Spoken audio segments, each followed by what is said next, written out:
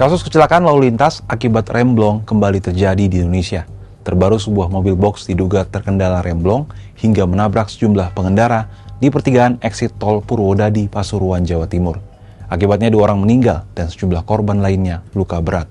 Rentetan kejadian ini bahkan terus terulang dalam beberapa waktu terakhir. Pertanyaannya, mengapa kecelakaan akibat remblong ini terus terulang dan memakan korban jiwa?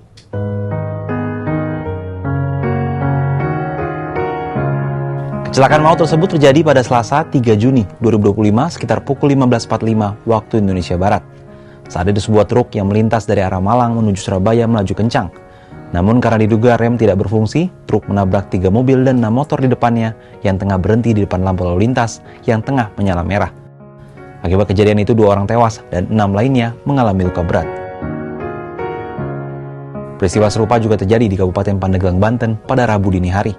Truk yang mengangkut pasir ini datang dari arah Serang menuju Pandeglang.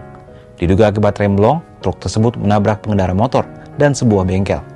1 orang mengalami luka berat dalam peristiwa itu. Rentetan kasus kecelakaan akibat remblong ini bukanlah pertama kalinya terjadi. Bahkan dalam kurun waktu 2 tahun terakhir, kasus serupa juga kerap terulang hingga mengakibatkan korban jiwa. Pada 11 November 2024 di Jalan Tol Cipularang kilometer 92 Kabupaten Purwakarta, Jawa Barat, 1 korban meninggal, 4 orang luka berat, dan 23 luka ringan akibat tabrakan beruntun. Kejadian bermula saat truk bermuatan melebihi kapasitas diduga kuat tidak bisa menghentikan laju kendaraannya karena remblong dan kemudian menyeruduk belasan mobil. Selain itu ada juga kecelakaan yang terjadi pada 23 September 2023 di eksit Tol Bawen, Kabupaten Semarang, Jawa Tengah. Sebuah truk tanpa muatan mengalami remblong tak lama setelah melaju di jalan menurun, menabrak lebih dari selusin kendaraan yang berhenti di lampu merah persimpangan eksit Tol Bawen. Sopir truk awalnya menyatakan rem dalam kondisi baik, tapi kemudian mengalami kegagalan fungsi setelah menyalip bus, sesaat sebelum menabrak kendaraan di lampu lalu lintas yang tengah menyala merah.